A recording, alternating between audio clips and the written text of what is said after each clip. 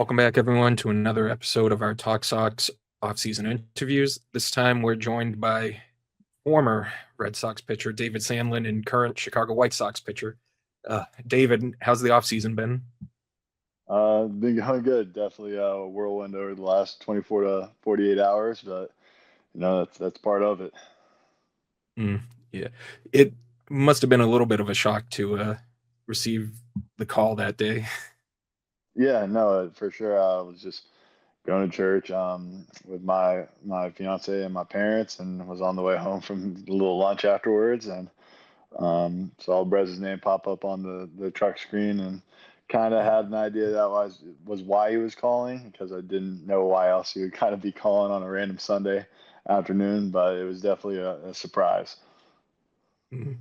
And just disregarding that, what would a typical off-season day have been for you, just in general? Yeah, so usually just kind of throughout the week. Sundays typically kind of standard off days for me, but usually throughout the week, go up anytime from 9 in the morning to kind of noon up at training facility in Oklahoma City. I actually work out at that place with Jake Bennett and Peyton Tolley, Isaac Stebbins, some of the guys with the Red Sox that are over there. Get my throwing in, whatever that may be for the day, whether it be a bullpen, kind of light throwing. Do some mobility work, get with the athletic trainer that we have at the facility, and also kind of execute a workout or whatever kind of gym plan we have for that day as well. Mhm.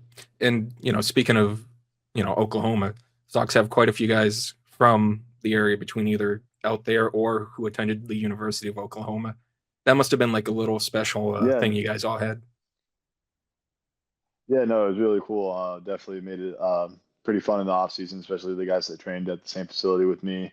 Then in season, kind of having those guys that have similar backgrounds or kind of from the same area have stuff in common with each other. It made it easy to kind of navigate the season, especially getting to play with guys like Peyton or Stebbins. I grew really close to him. My time in Boston, especially when I was playing with him in Greenville, as well as I was looking forward to meeting Witherspoon. Kind of haven't really got to meet him yet, so I'm wishing him all the best. I know Skip did a really good job, and he did a really great job playing at the University of Oklahoma, and then was looking forward to getting that year in with Jake after playing with him in 2022 at OU.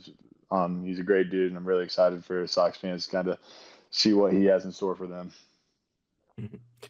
And just overall for the off season, earlier I know you had been on another podcast and you guys had talked about Star Wars movies, and you said Revenge of the Sith is your favorite. I can Yep. understand why, from what I've seen of I've seen all of them and I'm the same way, but just what made that one your favorite? To me, I think that's just kind of the peak of the story of Star Wars. It's where kind of everything changed, and I feel like to me that was the height of it, and just kind of like no matter how many times you watch it, your feeling is always the same of like, oh, why did it have to go this way? Like, why like everything was so promising. It's just such a um, downfall slash turnaround of the storyline to where it just captivates you every time you watch it. Mhm. Yeah, I mean, definitely I agree, especially the one scene where Anakin is told just stay and wait. If he just stays and Yeah. waits, everything changes. Oh But yeah, 100%. And then you can't beat that lightsaber fight on Mustafar between him and Obi-Wan. Like that's just the best in all of Star Wars. So definitely. So going in the opposite direction, what would you say is the worst movie? to me, it would be Episode 8, Last Jedi. I just don't think there was a lot there, and it was just kind of jumping all over the place. Like there wasn't. I get the storyline, but at the same time, it was just like a lot of it was just kind of like I felt like a filler Yeah. type of movie, and even certain parts of the movie weren't really needed, and it just kind of filled in there, and then it didn't carry over into the next movie, and didn't really carry off of the old movie before that. So Mhm. Yeah. No, I mean definitely with Last Jedi, I've had disagreements with people over it. The entire section where they go off to find the code breaker, that could have been cut out yeah, completely if they just said, yes, we have a plan, you know. yeah, 100%. Mhm. But so besides Star Wars, are there any other like franchises you enjoy watching or reading? Yeah, no, I'm big into Marvel as well. Not as big, but still love Marvel movies. I actually just started rewatching the other day. Watched both the um, Miles Morales Spider-Mans, and then I watched both um, the Amazing Spider-Mans 1 and 2, and then the other night when I was at my parents' house, sat down and watched Spider-Man No Way Home with them, kind of getting them into that. But yeah, big into Marvel. I've watched all the Lord of the Rings. I actually kind of do want to go see them, and now that I saw it's like theaters kind of have them out right now for the Mm. anniversary, so I might go do that. But no, those are the main ones. Don't read as much anymore. Kind of just a movie guy now or TV shows.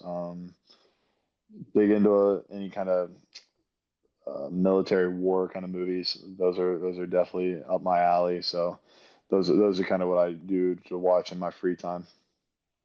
Mm. So I'm guessing the whole sorry, not Star Wars, Spider-Man part is to get them ready for the new one coming out this year. Yeah, that's what I actually hadn't even realized that it was coming out so soon. I was like, oh, it probably comes out at the end of the year or next year. And then I looked it up and it was like June of 2026. I was like, oh, that's even better. So like I'm pumped for it. I completely forgot it was coming out that early. Yeah.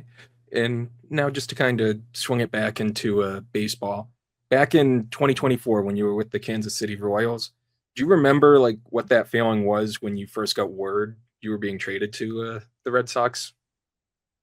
Yeah, shocked, obviously, because at that point, I was only 1 year into pro ball. I had only played half a season due to an oblique injury, so never in my mind was like, oh, I'm a trade candidate. Like I'm gonna get traded. Somebody wants to trade for me, and then it happened. So I was like, man, like that was kind of my first step into like learning how the business side of baseball works. I was shocked and met with very dueling applause and kind of criticism from both fan bases. Wasn't as warm of a welcome as I probably would have liked, but it definitely grew as the time went on in Boston, and I feel like I got very close with the fan base. So that was very, very nice. But no, it was definitely a shock. But excited to play somewhere like Boston, just like I'm excited now to play another big city team with Chicago, especially both of them very similar with young guys both sides. So excited to kind of go over there as well to be a part of another young core and hopefully attribute to their success. Hmm. Yeah, Chicago, they've definitely, between the young talent and then the moves they've made this offseason, they've set themselves up to have an interesting 2026 season. Yeah, no, I'm excited, especially due to the trade last year with them. I know some of the guys over there like Teal, Meadroth, Wiki, those guys. So excited to kind of get back and start throwing to Teal again. I know that's one of the guys I reached out to as soon as I found out about the news. Hmm. And so last season in 2025, you ended up splitting the year between Portland and Worcester. During your time in Portland, what was it like being in such a deep rotation? You know, because at one point of the year there was yourself, Early, Tolley, Hayden Mullins, Dalton Rogers, just to name a few. Um, you know, to the point where you guys had so much starting pitching depth, some of the guys had to serve in piggyback roles so that you guys would get your innings each week. With that, was that kind of like almost a bit of a friendly competition between the pitchers, like to see how you guys were doing each game? Yeah, no, I'd definitely say it was a friendly competition. We all really kind of pushed each other and pulled for each other any way we could. I think it was a great group of guys between me, Early, Tully, We Hunt, Raj, Mullins. All those guys are extremely talented, and extremely um, looking forward to kind of how they do and everything in their careers over there with Boston. And you saw how quickly they thrived with Tully and Early. And I don't think people realize how deep we truly are. Like obviously I'm pretty active on Twitter, so it's like I see um, like everybody lists kind of the top end, and it kind of ends with like the guys in AAA. But like we have the Red Sox have some studs down in AA with Rogers, Mullins, Rivera, We Hunt. So those guys are going to be making some noise this year, and I'm really excited to watch it. And, compared to 2024, it felt like at times in last year that you were pitching more to contact in a sense to go deeper into games. Was that an aim like created by the Red Sox and yourself to focus more on that instead of going strikeout heavy a lot early in the game? Or was that more just like something that you had been working on, knowing when and where to aim for strikeouts instead of just constantly striking everyone out? Yeah, I would say it's kind of a mix. It was definitely a philosophy kind of brought on, not necessarily to not strike guys out, but Yeah. like in the AB as quickly as possible, whether that's producing weak contact and early in counts, or getting a strikeout or whatever it may be.